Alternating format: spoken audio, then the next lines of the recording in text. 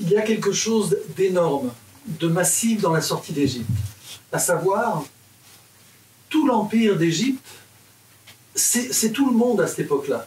C'est-à-dire qu'on voit toute l'histoire de l'humanité se trouve dans toute cette région, la Babylonie, Israël, l'Égypte, tout ce territoire-là, c'est l'histoire de cette époque-là et c'est, on va dire, c'est l'humanité de cette époque. Donc il faut vraiment intégrer cette idée que nos ancêtres, enfin nous, à cette époque-là, on était soumis en souffrance dans une dictature. C'était incomparable avec ce qu'on pouvait avoir par exemple en Russie, le rideau de fer. L'Égypte était appelée le chaudron de fer. On ne pouvait pas sortir, personne ne pouvait sortir. Il y avait une sagesse que l'on peut aujourd'hui voir, sa grandeur, sa puissance, sa connaissance. Il y a même des personnes qui pensent que la civilisation de l'Égypte est issue d'une autre planète tellement leur science est élevée. Donc il faut vraiment réaliser dans quelle situation se trouvaient les Hébreux à cette époque-là, nous, pour pouvoir vraiment comparer avec notre situation. C'est-à-dire que le fait de sentir ici, d'avoir tous ces doutes, toutes ces questions qu'on a par rapport à ce qu'on vit, cette incertitude, ces peurs, ce stress, chacun le vit. On parle beaucoup du virus, on parle beaucoup du vaccin, mais on parle très peu de ce que l'on vit au quotidien, chacun. Les parents, les grands-parents, les enfants, les petits-enfants, tout le monde ici vit un stress et une inquiétude qui est comparable à la sortie d'Égypte, au temps où les Hébreux étaient en Égypte. Simplement, c'est peut-être 10 fois, 20 fois, 1000 fois plus, puisque ici on parle d'une sortie de l'esclavage, de la soumission à un niveau mondial. À l'époque, c'était au niveau de l'empire de l'Égypte. Et donc, face à cette incertitude qu'on a vis-à-vis de tous les événements de ce corona, ce qui nous amène, eh bien, grâce à l'enseignement qu'on peut et la lecture qu'on peut avoir de la Torah et de ce qu'on vit dans l'étude de la Torah, puisque la paracha qu'on va lire, c'est la paracha de Bo, et vous allez voir combien c'est parlant par rapport à ce qu'on vit aujourd'hui. Je rappelle 3 fondamentaux qui vont apparaître dans la paracha de Bo. D'abord, une chose qui est flagrante et qu'on voit déjà avec le début du livre de Shemot, c'est le couple Israël-Égypte.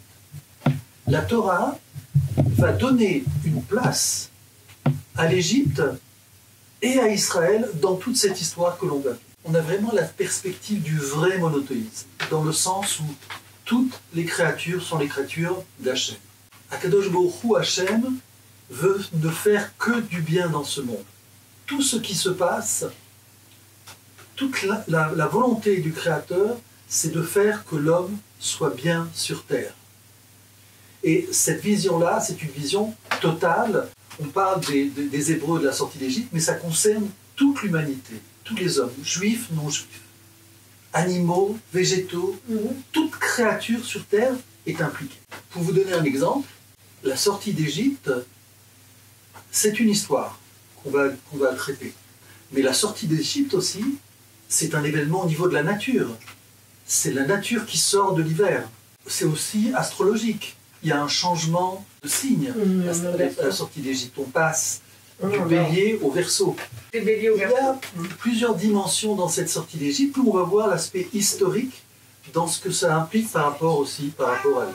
La deuxième chose, on a parlé donc du couple Israël et Nation, Israël-Égypte, Israël et Nation, puisque c'est la situation d'aujourd'hui. Et on va voir dans cette paracha l'achèvement des 10 plaies d'Égypte. Des 10 plaies d'Égypte qui vont se terminer par la plaie la mort des premiers-nés égyptiens. Et suite à cette dernière plaie, Pharaon va expulser, c'est-à-dire expulser les Hébreux.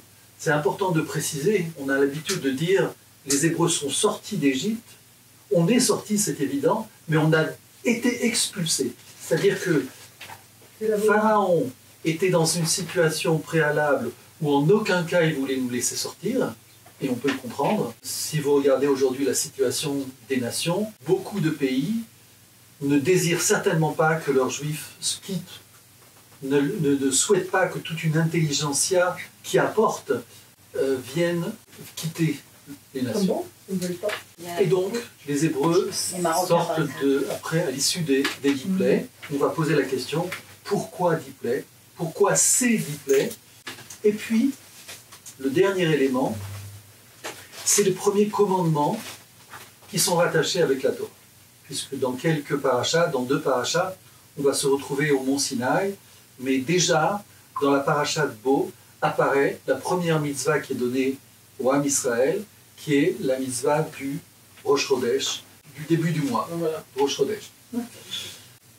Et on va voir que finalement, la totalité de la Torah est centrée autour de la sortie d'Égypte.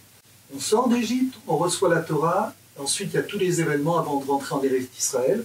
C'est l'événement central de la Torah. Donc d'abord, comment comprendre la finalité des plaies et des plaies en Égypte. C'est important parce que comment comprendre les événements difficiles qui nous arrivent. Les Hébreux, ce qu'ils ont vécu, ils l'ont vécu, certes, avec un sentiment d'être protégés, c'était le cas, mais dans une peur. Par exemple, il y a eu la plaie des animaux sauvages, des lions, etc., qui ont envahi le territoire. On a vu donc les animaux sauvages rentrer, envahir le pays et détruire. Et donc, même si on sait que les Hébreux étaient protégés dans le pays de Goshen, ils ont vu quand même cette terreur. D'autres événements, la grêle, les sauterelles, tout ça, ça leur a paru. Donc, il y a certainement eu peur, situation dramatique, que l'on peut comparer aujourd'hui à ce que l'on vit et cette incertitude. Mais du temps des Hébreux, ils savaient que c'était le temps de la Géoula. De notre temps, nous savons que c'est le temps de la Géoula. Nous savons que c'est le temps de la délivrance. Les événements qui se passaient en Égypte, ce sont des événements dramatiques, mais en même temps, c'est des événements qui annoncent la véritable délivrance. Comme on a dit, c'est une délivrance qui s'adresse autant aux Juifs qu'aux nations. En fait, l'événement central qui se passe, c'est l'intervention d'Akadosh Baruch Hu dans le monde. Jusqu'à présent, et bon nombre de personnes sur Terre ont une croyance à Akadosh Baruch Hu, ont une croyance qu'il existe un créateur. Certains ne veulent pas mettre de mots, de noms, certains mettent des noms, mais il y a une croyance générale, on va dire, qui fait que les gens, fondamentalement, savent qu'il existe un Dieu, un créateur de ce monde. Ce qui n'est pas perçu, c'est que Hachem, le créateur, intervient dans notre réalité. C'est la problématique des philosophes. Certains philosophes, comme Aristote, croyaient en un Dieu. Simplement, ils pensaient qu'il était en dehors de ce monde. Ils pensaient qu'il n'était pas possible que le créateur, l'être de perfection, puisse avoir quelconque lien entre cette terre, cette violence, cette méchanceté, cette malhonnêteté. Et donc pour eux, le Dieu auquel ils croyaient était un Dieu extérieur à notre monde. Il a créé le monde et puis il nous a laissé nous débrouiller avec tous ces problèmes. Telle n'est pas la vision du judaïsme. Et telle n'est pas la perception au niveau expérience du judaïsme. Nous avons vécu l'intervention d'Akadosh Baruch Hu dans ce monde. Il est intervenu pour libérer l'homme. Voilà le Créateur. Il n'est pas là pour recevoir nos prières et pour nous laisser nous amuser dans ce monde qu'il a créé. Il est là pour créer un monde parfait pour l'homme. Et dans ce monde parfait, il n'y a pas de place à l'esclavage. Il n'y a pas de place à la souffrance. Il n'y a pas de place au doute. Il n'y a pas de place à la soumission. Il n'y a pas de place à l'esclavage. C'est ça la sortie d'Égypte. On va voir que pour obtenir cette délivrance, il y avait une condition. La condition, c'est aussi un principe important dans le judaïsme, c'est le libre arbitre. Si le Créateur avait décidé de faire les choses comme il le voulait, alors on serait dans un monde, mais sans libre arbitre. sans la possibilité de dire je veux pas. Je veux me tromper ou je veux pas me tromper. Je veux faire quelque chose qui me fait plaisir mais qui va me faire du mal ou qui va faire du mal, je le fais. C'est le libre arbitre. Ce libre arbitre, c'est un des principes de ce monde et un des principes du judaïsme. Akadosh Baruch Hu veut que l'homme soit libre de vouloir le bien. Veut que l'homme soit libre de faire le bien. Dans cette perspective, on comprend que Akadosh Baruch Hu va intervenir dans la sortie d'Égypte, mais avec une certaine limite. La limite, c'est qu'il faut que ça vienne du dedans du libre arbitre de la personne. La preuve, tous les Bnei Israël ne sont pas sortis, tous les Hébreux ne sont pas sortis d'Égypte. Et pourtant, il y a eu 10 plaies, de quoi faire trembler le pharaon, le maître de cet empire, de cette puissance, lui a tremblé et a éjecté les Bnei Israël, et puis il y a tous les autres qui ne sont pas sortis. Donc ici on voit que le Créateur intervient pour sauver l'homme, mais il laisse l'homme avec son libre arbitre. C'est aussi quelque chose qui va dans notre perspective, à savoir, il ne va pas nous forcer à vouloir être sauvés. Il ne va pas nous forcer à vouloir sortir de l'esclavage. Il ne va pas nous forcer à vouloir ne plus être soumis. Il va nous donner le moyen et la possibilité d'en sortir. Chacun ensuite aura à faire cette démarche de s'y associer ou de ne pas s'y associer. Je ne connais pas les détails. En tout cas, dans la sortie d'Égypte, c'est comme ça que ça s'est passé. On va démarrer, je ne sais pas si vous avez le texte sous les yeux, avec quelques petites introductions par rapport aux parachiotes, aux textes qui nous ont précédés. La première, c'est le but de cette sortie d'Égypte. Là, je donne un commentaire du Or Chaim. Achen ichaven Hashem leodia ki. Akadosh Baruch Hu vient ici nous informer Moïse au moment du buisson ardent, il vient l'informer du programme. Et il lui dit comme ça, Agam shelo igia adain ketz hageula, igia ketz prat miprinat aoni asher ma'anim ou mishabdim. Bien que le temps de la délivrance ne soit pas arrivé, la fin de cette souffrance, de cet esclavage est atteinte. C'est-à-dire que Akadosh Baruch Hu va prévenir Moshe, le temps de la délivrance n'est pas arrivé. Et heureusement que le temps de la délivrance ne soit pas arrivé, parce que sinon, comment on pourrait expliquer toutes les souffrances qui ont continué après la sortie d'Égypte? Si la sortie d'Égypte c'était vraiment la délivrance, alors on aurait de quoi s'inquiéter, parce qu'il y a eu tous ces milliers d'années, ces 3500 ans qui ont continué derrière avec des souffrances, des guerres, des malheurs. Donc, on comprend que c'est le début. Le terme de la souffrance est devenu nécessaire, s'impose. Akadosh Baruch Hu ne peut pas laisser le peuple d'Israël dans une souffrance qui risque de le détruire. Il faut le voir aussi dans notre perspective. Les événements que nous vivons, le Créateur ne va pas nous laisser dans une souffrance qui risque de nous détruire. Nous sommes en train de sortir justement, et ces événements sont en train de le préparer comme on va voir dans la sortie d'Égypte. Donc Akadosh Baruch Hu considère que le temps n'est pas venu, mais que le temps est venu d'arrêter cette souffrance. Et donc on doit sortir. Deuxième chose. Raïti oni ami, j'ai vu la souffrance de mon peuple. Il dit comme ça. Ki im Israël mitagvim od emne badim chas v'shalom. Si Israël, ou si je fais retarder les choses encore, alors ils seront perdus. V'ilu lo yotzi akadosh baruch hu avotenu b'mitzrayim adain haynu sham. C'est ce qu'on dit dans la Gadat Pessah. Si Akadosh Baruch Hu ne nous avait pas sortis d'Égypte, on y serait encore. Ça montre ici la puissance et que l'on peut aussi nous percevoir par rapport aux événements qu'on vit, la puissance de cette dictature, de cette oppression, de cette mise en esclavage. De là, tous les plans qu'on peut avoir, tous les rêves qu'on peut faire, réveillés ou endormis, pour sortir de cette situation, vous les mettez de côté. Akadosh Baruch Hu, il a son plan. Et ce plan-là, il est en vue de nous faire sortir. C'est ce que dit ici le Or HaChaim. Si Akadosh Baruch Hu nous laissait dans cette situation, on ne s'en sortirait pas. Mais, et il explique que s'il n'était pas intervenu, Ayun Nichnasin be Nun Sha'are Tuma Velo Hayta Tkuma. Israël serait descendu à un niveau spirituel, à un niveau moral dont on ne se relève pas. Les sages ont donné une dimension, ça s'appelle les portes de l'impureté. Il y en a 50. Le peuple d'Israël est arrivé au 49e. Et donc ici, vous pouvez ici intégrer aussi l'Égypte, qui était dans ce contexte. Mais on va voir effectivement qu'ici, il y a eu deux sorts, deux continuités dans l'histoire, celle d'Israël et celle de l'Égypte. La deuxième chose, c'est en fait le but profond aussi qu'il y a dans la sortie d'Égypte. Ra'a Raïti, dit le texte.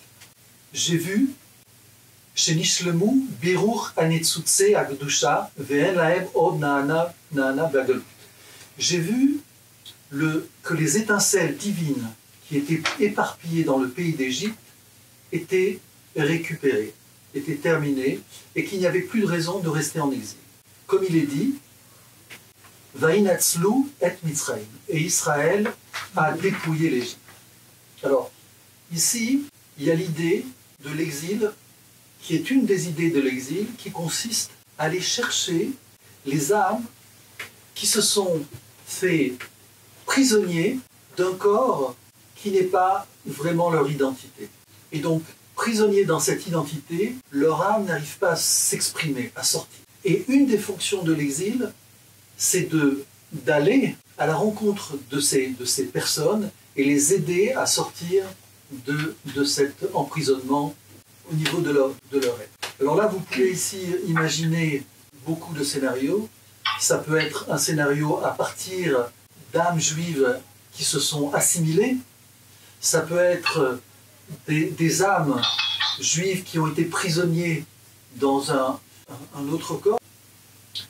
Et donc, le but, c'est d'aller chercher ces âmes qui sont perdues.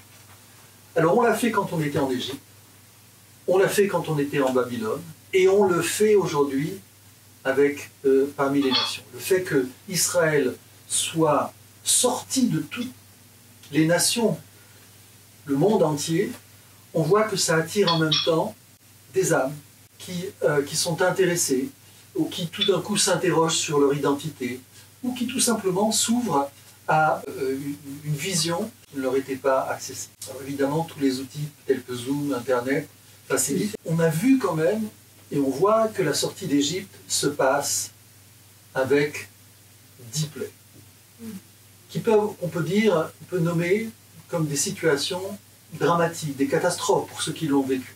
Comment c'est possible? Comment c'est acceptable? Pourquoi Akadosh Baruch Hu a opéré cette délivrance en nous faisant vivre, nous faisant peur, et les autres en vivant ces plaies? Pourquoi? Pourquoi 10 et pourquoi pas une? On sait très bien que la dernière plaie, qui est la mort des premiers-nés, elle est suffisamment massive pour ébranler Paro. Si Akadosh Baruch Hu avait imposé cette plaie dès le départ, il n'y aurait pas eu de problème, il nous aurait aussi éjectés. Donc pourquoi? La réponse, elle est simple, je l'ai évidemment pris du Or HaChaim, là-dessus je n'ai pas la source dans le Or HaChaim, mais je l'ai lu chez le Or HaChaim et je l'ai entendu de Manitou, Zichrono Livracha. C'est que Akadosh Baruch Hu voit que les Hébreux, nous, on est descendu à un tel niveau que nous-mêmes on ne peut pas se sauver. Nous-mêmes on n'est pas capable de vouloir sortir. On est capable de crier à Akadosh Baruch Hu, de lui dire « j'en peux plus », mais on est incapable de sortir de cette situation, de cette prison. On ne sait pas comment on va s'en sortir, on est complètement bloqué, on est complètement dans l'impasse, et c'est dû aussi à notre niveau moral et ce que le sage appelle un souffle court. On est tellement noyé sous cet esclavage qu'on n'est pas capable de lever la tête et de voir ce qui se passe, de pouvoir comprendre. Israël étant dans cette situation, Akadosh Baruch Hu comprend que Israël ne peut pas faire le travail. Quel est le travail? C'est de pouvoir intervenir dans les nations, en Égypte, et de pouvoir faire connaître le nom d'Akadosh Baruch Hu, pouvoir permettre à Akadosh Baruch Hu de réaliser sa volonté de faire le bien dans ce monde. Le peuple d'Israël est trop bas, est tombé, et il n'est pas capable. Donc c'est Akadosh Baruch Hu qui va le faire.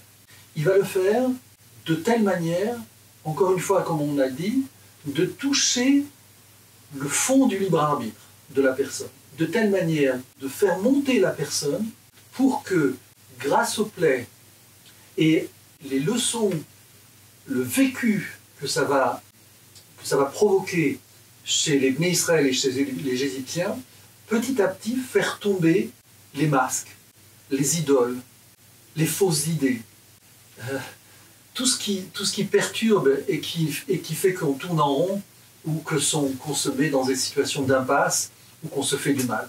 Akadosh Baruch Hu va utiliser les 10 plaies pour pouvoir nous faire monter doucement d'échelon en échelon, y compris le Pharaon, y compris les Égyptiens, et y compris les Hébreux qui sont restés aussi en Égypte. Comment on se sort de cette situation? Comment on est sorti de cette situation? Comment on est sorti de cette impasse? C'est pas est-ce qu'on peut sortir, c'est comment on est sorti.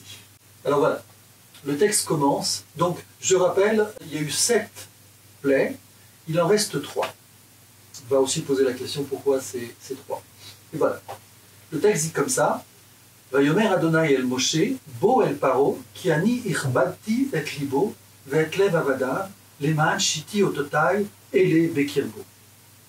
Hachem dit à Moshe: Rends-toi chez Pharaon, car moi-même j'ai endurci son cœur et celui de ses serviteurs, afin de graver en lui tous ses prodiges.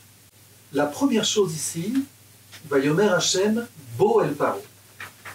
Les traductions traduisent va chez Pharaon, rends-toi chez Pharaon. Mais en hébreu, bien qu'on puisse le donner cette traduction, le mot Bo, ça veut dire viens. Donc en disant viens, je dis à la personne de venir là où je suis. Sinon, je lui dis va va au supermarché, va. Donc ici, quand Akadosh Baruch Hu dit Bo el Paro, ça veut dire qu'il est chez Paro. Ça, c'est un enseignement que j'ai entendu de Manitou. En fait, le texte dit viens. Et le Zohar, il explique viens me délivrer. Akadosh Baruch Hu dit à Moshe: je suis chez Paro, viens me délivrer. C'est le principe qui fait que le Créateur, la Shrina, lorsque Israël est en exil, la Shrina est aussi en exil. Certaines vertus, certaines valeurs sont prisonniers chez Pharaon, sont prisonniers en Égypte. Viens les libérer. Et donc, viens me libérer. En disant cela, on comprend qu'en Égypte, chez Pharaon, il y avait des principes qui étaient rattachés à Kadosh Baruch Hu, mais qui étaient rattachés de telle manière qu'elle lui donnait de la force, qu'elle lui donnait de la puissance, mais cette puissance était utilisée pour faire souffrir, pour faire du mal, pour mettre dans l'esclavage. Et on peut aussi aujourd'hui faire le même constat, c'est-à-dire qu'il y a des gens qui ont une puissance extraordinaire, surdimensionnée. Probablement aujourd'hui, avec tous les outils qu'on voit, c'est compréhensible et c'est acceptable. Eh bien, on peut aussi imaginer que si c'est bien, si cette force-là, qui est exceptionnelle, parce qu'on n'est pas un super-héros dans ce monde, on ne réussit pas dans ce monde sans avoir des qualités. C'est pas possible. Toute la différence, c'est comment je vais utiliser mes qualités, comment je vais utiliser le pouvoir que j'ai. C'est à tous les niveaux. Mais quand on est tout en haut de la pyramide, c'est grave. Donc Akadosh Baruch Hu dit à Moshe: viens me libérer, sors-moi de ma prison dans laquelle je suis chez Paro. Et on va comprendre que derrière, c'est l'écroulement de l'Égypte. À partir du moment où l'Égypte est vidée de sa substance, l'Égypte s'écroule. Alors évidemment, dans le temps, on va voir, il va y avoir une continuité au niveau de la vie égyptienne, des constructions des pyramides, mais ça ne sera plus du tout comme ça l'était du temps des Hébreux. Le verset suivant, c'est... attendez, oui, donc, comme je l'ai dit, la finalité ici, c'est que Akadosh Baruch Hu donc il intervient à la place d'Israël. C'est important, je pense, aujourd'hui de le sentir, parce qu'on sent quelque part que malgré tous nos efforts, malgré tout ce que l'on fait aujourd'hui, les WhatsApp qu'on envoie, les mails, toutes les discussions téléphoniques, pour essayer de comprendre, de se sortir de cette situation, ici, le schéma il est clair. Le maître, le pilote, c'est Akadosh Baruch Hu, et on est entre de bonnes mains. Il intervient parce que justement on n'est pas capable d'intervenir. Et je ne parle pas de Messie, je parle d'Akadosh Baruch Hu, Birvodo Beatzmo. On va voir donc l'intervention, comment Akadosh Baruch Hu intervient à la fois pour amener Paro, ses serviteurs et le Ham Israël, tous ceux qui vivent cette histoire, à comprendre l'intervention d'Akadosh Baruch Hu dans l'histoire et en même temps d'y participer avec tout son libre arbitre. Et voilà ce qu'il dit. Ki ani irbadti, parce que j'ai endurci le cœur de Pharaon. Ici, la question se pose, c'est pourquoi il endurcit le cœur de Pharaon? Pourquoi continuer à faire souffrir si ce n'est pas nécessaire? Si quand je dis je vais endurcir son cœur, ça veut dire que je vais lui donner un moyen de résister, parce que si je ne donne pas ce moyen de résister, il va craquer. S'il est en mesure de craquer, d'accepter de libérer le peuple d'Israël, c'est ce qu'on cherche. Telle n'est pas la volonté d'Akadosh Baruch Hu. Ki anir bati, car j'ai endurci. Me'ata taskil ladat, ki ani ushir bati at libo, ki meteva adam lo iye libo caché kaeven, irad veipached veoto maka abara. Il dit comme ça. Pourquoi j'ai endurci son cœur? Parce qu'à partir de maintenant, tu dois comprendre que c'est moi qui l'ai endurci, car aucun homme, quel qu'il soit, même avec un cœur de pierre, ne tremblerait pas à la vue de la plaie, de la grêle qui va s'abattre, et ensuite les ténèbres, et ensuite la mort des premiers. Pourquoi? Parce qu'Akadosh Baruch Hu veut vraiment que de sa volonté, de sa propre volonté, le Pharaon veuille libérer.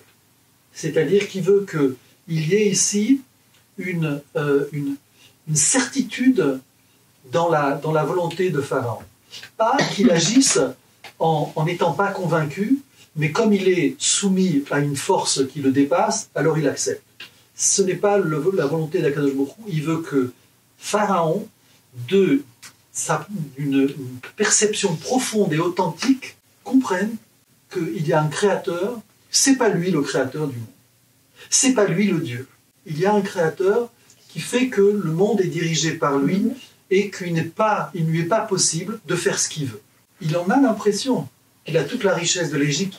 Il a tous les esclaves à ses pieds. Il peut penser et croire qu'il est Dieu. D'ailleurs, une des plaies, la plaie du sang d'âme, on nous apprend que Moïse n'a pas été au palais pour lui annoncer cette plaie, comme il l'a fait jusqu'à présent. Il a été rencontré Pharaon sur le bord du Nil, sans le prévenir. Pourquoi? Parce que Pharaon se présentait comme un dieu, et donc, en tant que dieu, il n'avait pas besoin de faire ses besoins. Donc, qu'est-ce qu'il faisait? Sous prétexte de faire des prières et d'honorer le Nil de sa générosité, eh bien, il faisait ses besoins dans le Nil. Akadosh Baruch Hu a envoyé Moïse à ce moment-là, justement pour lui dire, tu te prends pour Dieu, mais tu n'es pas. Tu es un simple humain qui a des besoins de manger, mais il y a une réelle place pour tous les dictateurs de se sentir comme Dieu, de se sentir au-delà du Créateur. Le monde leur appartient, ils sont capables de bouger les moindres choses, je ne veux pas rentrer dans les détails, chacun se fera sa propre lecture, dans tous les États, dans tous les gouvernements. Cette puissance-là, est capable de donner à la personne la perception qu'il est quelque part en Dieu. Eh bien, Akadosh Baruch Hu vient dire à Pharaon, je vais t'emmener jusqu'au bout de ton raisonnement, de telle manière qu'il n'y aura plus de place chez toi pour imaginer qu'il n'y ait pas un Dieu qui lui dirige le monde comme il le veut, comme il l'entend, et en vue de faire du bien. C'est pour ça qu'il endurcit son cœur, pour vraiment amener la délivrance à son but ultime. À quoi ça sert de faire peur à Pharaon? Les Hébreux sortent d'Égypte, et puis Pharaon continue son histoire. C'est pas possible. Imaginez notre délivrance. Akadosh Baruch Hu, il libère ceux qui doivent être libérés, et puis ensuite les autres, et ensuite ce dictateur. Qu'est-ce qu'on en fait? Ça continue? C'est pas possible. Il faut stopper cette histoire. Il faut stopper ces catastrophes. Donc Akadosh Baruch Hu va utiliser un moyen qui va faire qu'il va donner de la force à la personne pour résister à la peur, mais pour aller jusqu'au bout de son raisonnement, jusqu'au bout de sa volonté. Irbatit et libo. La plaie des sauterelles, qu'est-ce qu'elle va nous amener? Qu'est-ce que Akadosh Baruch Hu va révéler au travers de cette plaie? Ça, c'est l'enseignement ici que je ramène du Or HaChaim. Les Ma'an Shiti Ototai Ele Bekirbo. Afin que ces signes, donc là ici on parle de la plaie des sauterelles, soient ancrés dans son cœur. Dans son cœur, on entend Pharaon, on entend les serviteurs de Pharaon, et on entend les Bnei Israël. Et on entend tous ceux qui sont impliqués dans cette histoire. Et il dit comme ça, Maaseh Mitzrayim meid al Elout, ki hu hashalit ve'adon. Ve'adon litzad shechafetz. Donc ici, il apparaît dans toute la sortie d'Égypte qu'il y a une présence, la puissance d'Akadosh Baruch Hu. Ça, c'est une chose que qu'on a dit au début, c'est-à-dire que effectivement, il y a cette perception qu'il y a un créateur. Mais chacun ensuite avoir une perception limitée. C'est-à-dire, dans une certaine situation bien précise, il n'y a plus Akadosh Baruch Hu, il n'y a plus de créateur. La porte est ouverte, c'est la liberté totale, et c'est là où ça devient délicat. Ce sont toutes les failles que l'on a en nous, qui fait qu'on a une pensée qui nous met dans l'impasse, et on va l'appeler cette pensée l'idolâtrie. L'idolâtrie, c'est qui consiste à enfermer la personne dans une perception qui en fait l'emprisonne. Ça ne veut pas dire que la chose n'existe pas réellement, mais ça veut dire que la personne est enfermée dans un cadre qui l'empêche véritablement de voir la réalité, de s'ouvrir, de se donner plus de choix et plus de possibilités. Si ce n'est que s'il s'enferme dans cette idolâtrie, répéter les mêmes erreurs, les mêmes problèmes, et ça se nourrit. Donc ici, Akadosh Baruch Hu souhaite lirot ou lehabit be'en achashat kol emuna chutz mimenu ve'adain lo ra'am ki hu boré ruach ve'ose melachav ruchot. C'est-à-dire que même s'il y a cette perception d'Israël du Créateur, il y a malgré tout quelque chose qui reste, c'est-à-dire que si Akadosh Baruch Hu, par exemple, est le créateur du vent, c'est pas forcément lui qui dirige, qui dirige les vents. Et quand on dit Ruchot, c'est aussi, quand il crée par exemple la lumière, on veut aussi dire qu'il crée aussi l'ombre. On est habitué à comprendre l'idée que quand il y a la lumière, il y a forcément de l'ombre. Non, alors il y a plusieurs discussions, mais en tout cas, c'est deux créations distinctes. Akadosh Baruch Hu a créé la lumière et il a créé aussi le Choshen.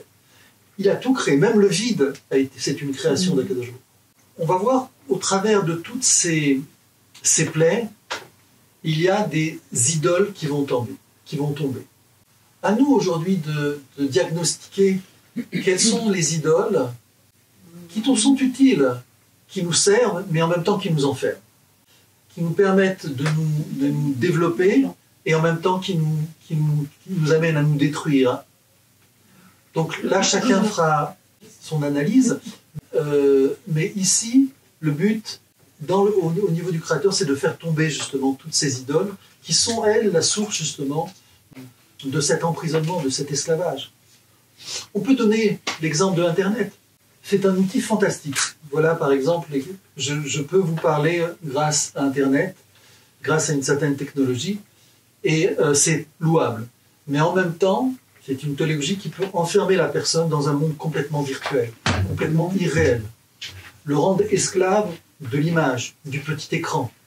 On sait ce que ça peut amener, quand ça, par exemple, ça touche les enfants, on peut imaginer tous les problèmes et les maladies que ça peut entraîner. Il ne serait-ce que simplement la perte du désir de vivre, puisque tout est limité à ce petit écran, on n'a plus envie de sortir, on n'a plus envie de jouer avec les copains, on n'a plus envie de voir le soleil, on a telles images du monde, et donc on sort de la réalité, on sort de la vie, quelque part. Voilà. Les Ma'an Shiti Ototai, les Ma'an Shiti Ototai. Kedei she'akir Israël, Haelohut, Adai nisheru mehem, ele ashlamat ha'emuna. Donc c'est ce qu'on disait, c'est-à-dire qu'il dit, Akadosh Baruch Hu va demander à Moshe de placer ces signes afin qu'il témoigne qu'il est le Créateur. Qu'il est le Créateur, pourquoi? Parce que, comme on a dit, il reste, ce que dit le Or HaChaim, il reste à parfaire la Emouna, la croyance, la confiance des Bnei Israël. C'est ce qu'on peut aujourd'hui. C'est-à-dire qu'on entend tous Baruch Hashem, grâce à Dieu, Yetov, le Mashiach, tous ces mots qui emplissent notre dictionnaire et nos discussions, mais en fait, derrière ces mots, il y a aussi un risque un manque quelque part vraiment de Emouna. Un petit exemple. C'est pas un petit, c'est un grand exemple. Et je ne veux pas ici blesser mes frères en galoute, mais on comprend que tout le but de la sortie d'Égypte, c'est d'amener le peuple d'Israël en Israël.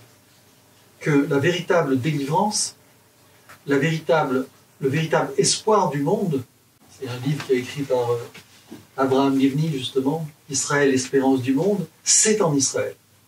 La croyance essentielle du peuple d'Israël, c'est que la réalisation du projet d'Akadosh Baruch Hu, du projet de paix et de bien qui va se déverser dans le monde, explose dans le sens positif, comme un feu d'artifice à partir d'Israël. Et donc quand on est en galoute et qu'on prêche la Emouna en Akadosh Baruch Hu, alors ici, il y a une déconnexion. Parce que si on est vraiment en phase avec le Akadosh Baruch Hu, le Créateur, alors on participe complètement à son projet et on s'investit. Donc en s'investissant, de ses efforts, on y met son travail et donc on vient en Israël. Et je comprends que pour certains ça soit difficile. Le résumé de tout ça, c'est un problème d'Emouna, un problème de confiance. Et bien que les choses soient difficiles, effectivement, de venir en Israël, mais fondamentalement, c'est la Emouna. Et donc ici, Akadosh Baruch Hu sait qu'il doit perfaire la Emouna d'Israël, et il en donne un exemple, le Or HaChaim ici, Bechol Sheva Makot Shavu, En Bahem Achasha, Lemishtachave la Shemesh o la Reach.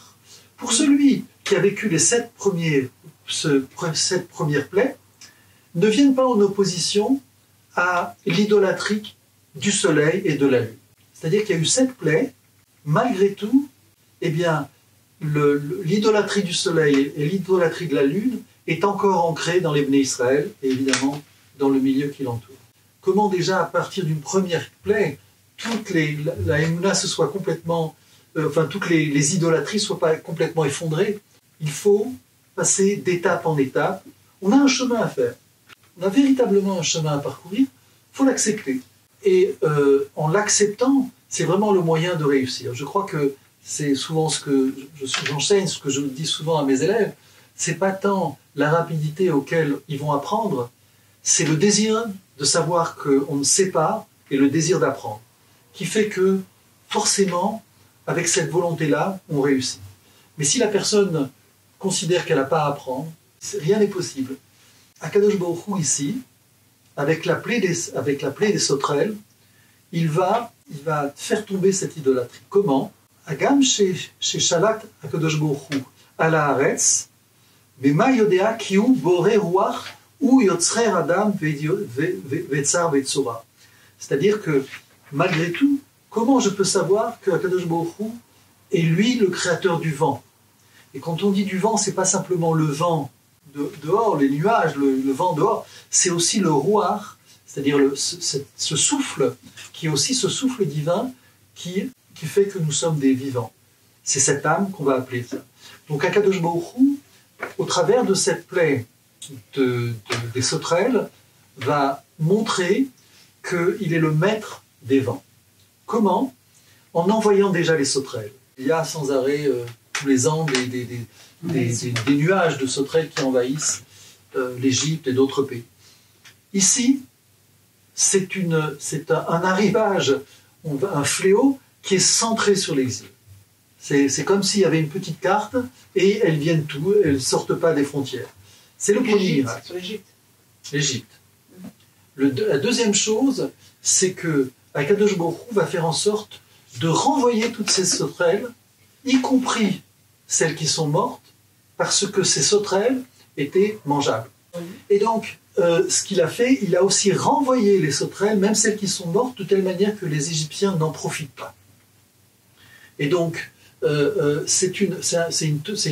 comment dire ici, c'est une totale surprise, on va dire comme ça, pour les Égyptiens et les Hébreux. Non seulement c'est la plaie nous touche, mais en plus on ne peut même pas en tirer parti. Akadosh Baruch Hu nous les retire.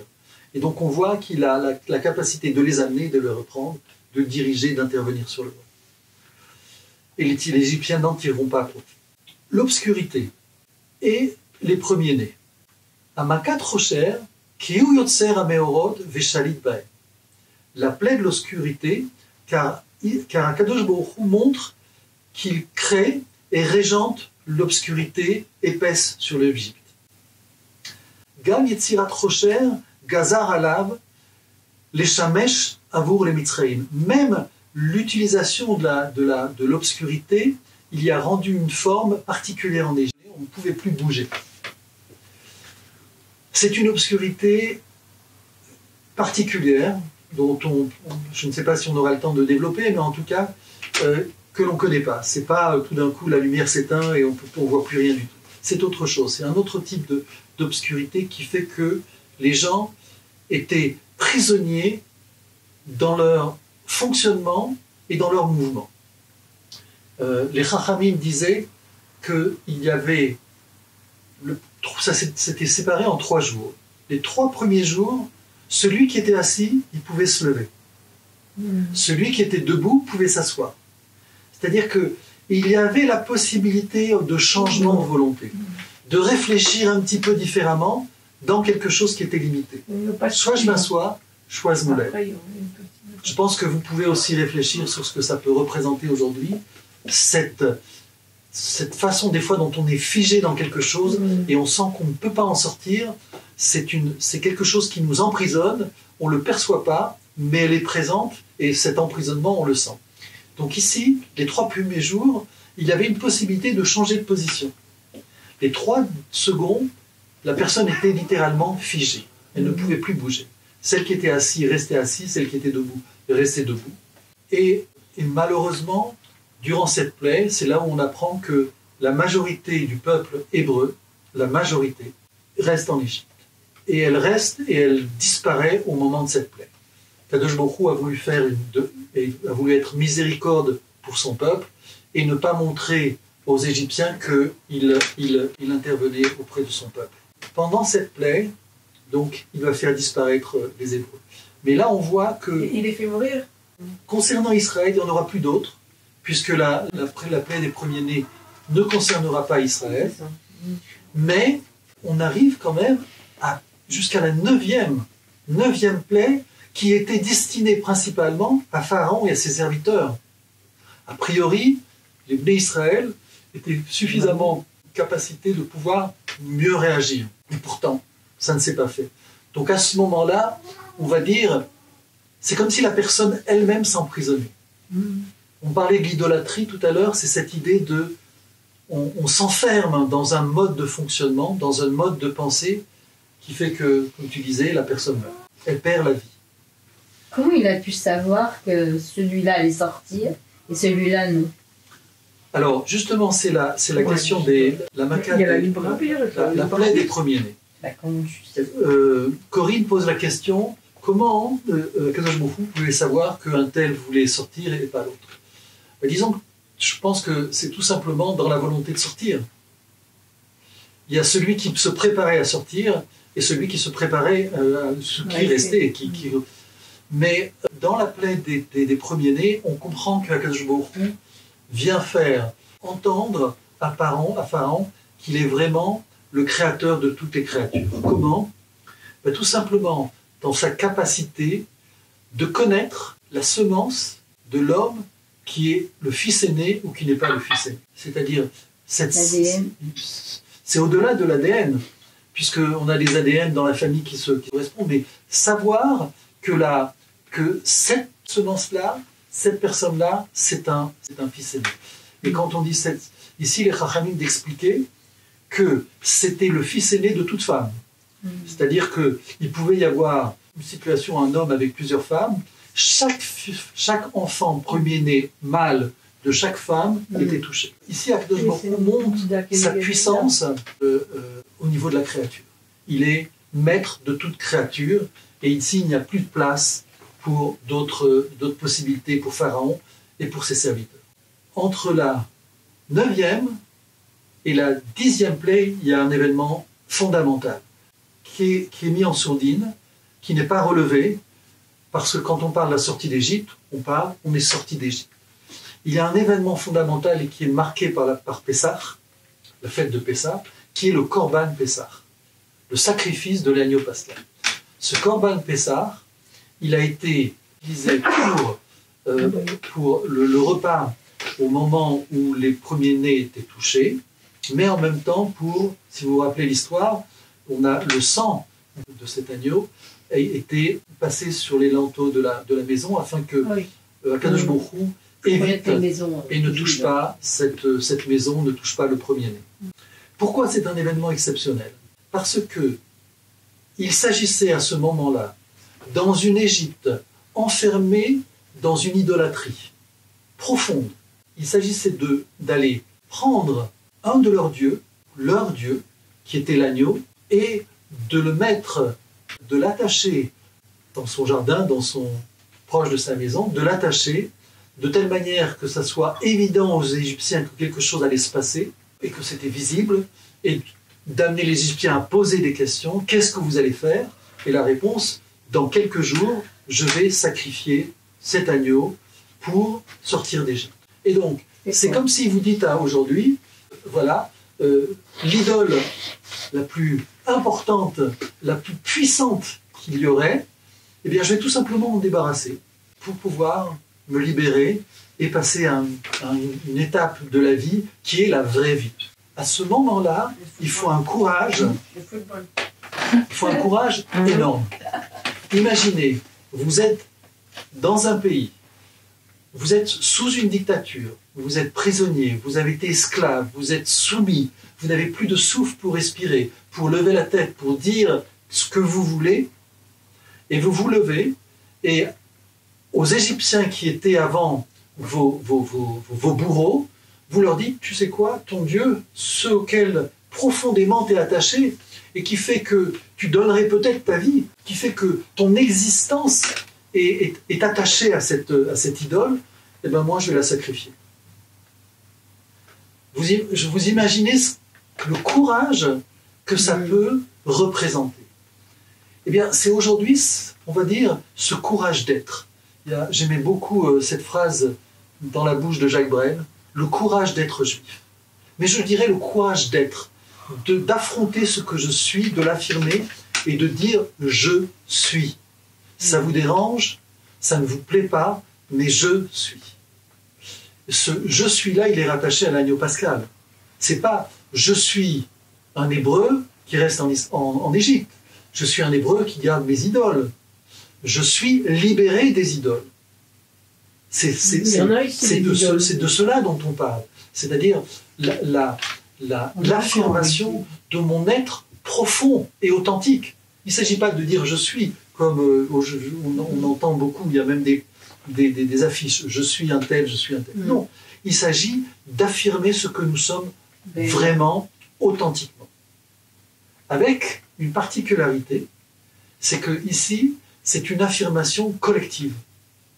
C'est pas simplement moi, c'est mon voisin, c'est mon ami, c'est ma collectivité, c'est ma communauté, c'est mon départ.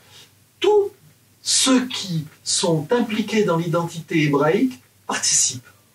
Et chacun de nous, dans le noyau familial, avec ce que ça représente, eh bien, participons à cette affirmation. Et à ce moment-là, la sortie d'Égypte est possible. À ce moment-là, on comprend que lorsque la volonté de l'homme est capable de s'affirmer, de dire ce qu'elle veut, et que ce qu'elle veut, c'est justement être libéré, ce pour lequel Akadosh Baruch Hu avait lancé tous ces événements, toutes ces plaies, à ce moment-là, la sortie d'Égypte peut se faire. Mais sans le Corban Pessah, il n'y a pas de sortie d'Égypte. C'est l'événement fondamental qui apparaît lors de la fête de Pessah. Simplement, on oublie. Et tous les événements d'Israël et dans le monde sont faits de cette affirmation. Je l'entends, Hanouka. Hanouka, les Maccabim se sont levés et ont dit non, nous n'acceptons pas. C'est notre temple, c'est notre Dieu, c'est notre identité et nous voulons reprendre notre place. Et une minorité qui ont réussi à assembler toute une armée, les choses ont été complètement transformées. C'est Mordechai et Esther qui disent non et qui affirment devant Aman, devant Achashverosh, dans cet empire qui est la Babylonie. Ils se lèvent et ils disent non. Il y a un acte fondamental pour lequel Akadosh Baruch Hu nous attend. Quand bien même il veut nous libérer, il attend de nous cette volonté de participer. Mais s'il n'y a pas cette volonté, alors comme on le voit, même ceux qui ne voulaient pas sortir ne sont pas sortis. Là, je vous encourage à aller voir le commentaire très dur du Rashi sur la Makat Rocher, le commentaire de Rashi sur la plaie des ténèbres, c'est très dur. C'est très dur, mais c'est massif. Donc voilà, je vais quand même terminer sur une petite touche qui concerne la vision de la Géoula enseignée par le Roch Haïm à notre époque. Et il dit comme ça: Kol chelek ra shebaolam be'echach ki yelo davar amamid kol shehu mi'achiyoni shehu prinat atov. Et il dit comme ça: dans tout mauvais côté des choses, dans le monde, il y a une partie positive. Je vais résumer. Tout ce qui vit, tout ce qui porte la vie, porte quelque chose de positif. La vie, par définition, c'est le positif. C'est le cadeau que nous avons d'être sur Terre, nous avons la vie. Par définition, tout ce qui est le mal, tout ce qui est mauvais, c'est la mort. C'est le fait que, justement, la fin de ce temps. Et donc, on voit que le mal existe et que la mort existe. Et donc les Chachamim vont expliquer le fait que cette chose-là existe. Dans le mot existe, il y a le mot vie. Ça veut dire qu'il y a dans le mal, le côté du mal, dans le côté de la mort, il y a quelque chose de vivant. On va dire les choses, il y a quelque chose de positif. C'est-à-dire que, on va dire, on peut aller vérifier chez le plus grand malheur ou le plus grand mauvais homme, il y aura malgré tout, le fait qu'il soit vivant, quelque chose de positif enfoui en lui. Et donc ici, à Kadosh Baruch Hu, au travers des enseignements du Zohar, nous apprend que dans les temps futurs, Akadosh Baruch Hu va emmener l'ange du mal, il va l'égorger en présence des tzadikim. Donc on est évidemment dans le figuré, c'est figuratif. Et qu'est-ce que ça veut dire? Ça veut dire que Akadosh Baruch Hu va prendre la partie vivante qu'il y a dans le mal Et donc il va retirer ce qui fait que le mal continue à exister. Cette existence qu'il y a dans le mal, qui fait qu'il y a une partie positive, eh bien Kadosh Baruch Hu va le retirer de telle manière qu'on soit dans un monde complètement dans le bien, complètement dans l'harmonie, dans la paix, dans le shalom. Voilà. Merci. Alors je vous invite à poser les questions. Si vous voulez remettre les micros. Est-ce qu'il y a une symbolique dans les plaies? Voilà, oui, alors il y a une question ici. Est-ce qu'il y a une symbolique dans les plaies? On a un petit peu répondu en disant que justement, Akadosh Baruch Hu faisait en quelque sorte monter à l'échelle les Bnei Israël et l'Égypte. Les Bnei Israël doivent monter sur cette échelle parce qu'au bout de cette échelle, il y a le don de la Torah. Et donc pour arriver au don de la Torah, il fallait non seulement remonter cette chute dans l'immoralité, on va dire comme ça, pour grimper dans cette échelle de moralité qui a permis au Bnei Israël de pouvoir assister à cet événement du Matan Torah. Donc chaque plaie, je vous suggère d'aller voir le Me'am Loez, il donne des explications. Chaque plaie avait, comme on a vu par rapport à la plaie des sauterelles, les ténèbres, chaque plaie avait son rôle pour pouvoir faire monter l'âme d'Israël et des Égyptiens. Dans les plaies de... Bah, vas-y. Ouais, je voulais... Excuse-moi. Oui, quand tu dis que les Hébreux qui n'ont pas voulu sortir d'Égypte, Hachem, en fait, les a tués. Mais pourquoi, en fait? Il aurait pu très bien les laisser, parce qu'il avait une manière... Il avait tué, en fait, l'esclavage, justement en mettant 10 plaies pour que Pharaon s'aperçoive que de manière, Hachem, c'était le seul Dieu. Donc pourquoi ne pas avoir laissé les Hébreux qui voulaient partir vivants? Pourquoi il avait eu les... La question donc qui est posée, c'est pourquoi Akadosh Baruch Hu, je vais échanger un peu les mots, a fait disparaître les Hébreux qui n'ont pas voulu sortir d'Égypte? Eh bien, en fait, le mot juste, c'est pas tuer. Oui, Akadosh Baruch Hu ne tue pas. Même le texte ne dit pas qu'il a tué les premiers-nés. Il a dit mot, il meurt. Oui. De leur propre chef, tu veux dire? En tout cas, ici, une des principales raisons de l'exil et du piège de l'exil, c'est l'assimilation. Il y a un couple, quand on est de l'exil, qu'on a vécu, que l'on voit. Ce couple-là, c'est l'assimilation d'un côté et l'antisémitisme de l'autre. C'est deux choses qui se rejoignent à un moment donné. Je veux tellement m'assimiler que je me rends impossible, parce que l'autre voit bien que je suis différent. Je voudrais être comme l'autre tout en restant ce que je suis. L'autre ne supporte pas.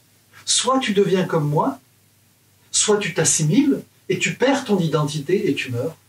Soit tu fais le choix d'être ce que tu es, et à ce moment-là, c'est possible. Et à ce moment-là, l'antisémitisme s'écroule. L'antisémitisme vient de la volonté de s'assimiler, d'être une identité qui n'est pas la sienne, et dans un milieu qui n'est pas le sien. Il y a une attente, les nations sont conscientes du rôle d'Israël.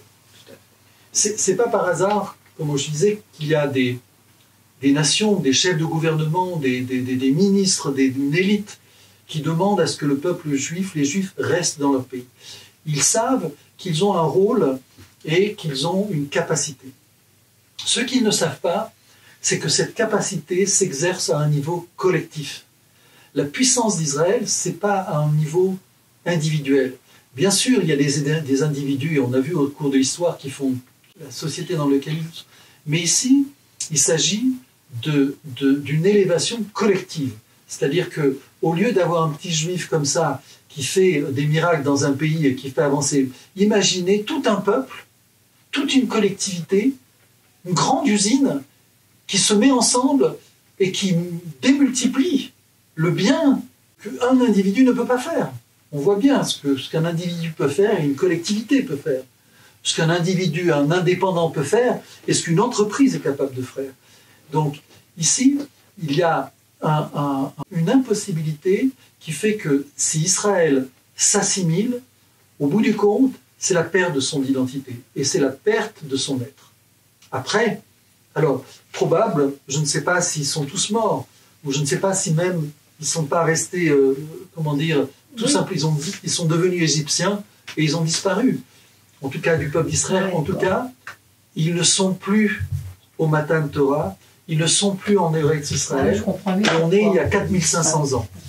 Donc, vous imaginez, depuis 4500 ans, toute l'histoire qui s'est déroulée jusqu'à maintenant. Nos arrière-grands-parents ont vécu tous ces exils, toutes ces souffrances, et certains n'ont pas résisté à l'assimilation ou à la vie qui leur a été faite. Mais à chaque fois, vous verrez, dans toutes les histoires, il y a un moment donné, il était possible de se décrocher, de sortir de cet exil, et à un moment donné où on s'est encrouté, enlisé, et à ce moment-là, c'est devenu une...